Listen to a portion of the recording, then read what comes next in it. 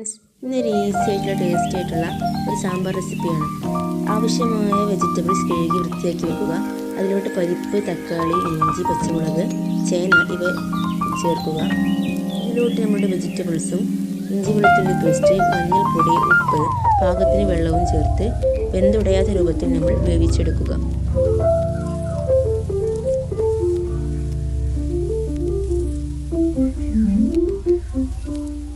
മറ്റൊരു ചട്ടിയിൽ വെളിച്ചെണ്ണ, കടുക്, കറിവേപ്പില, ഉണക്കമുളക്, വറ്റൽമുളക്, സാമ്പാർ പൊടി ഇട്ട് നല്ലവണ്ണം മിക്സ് ചെയ്തെടുക്കുക.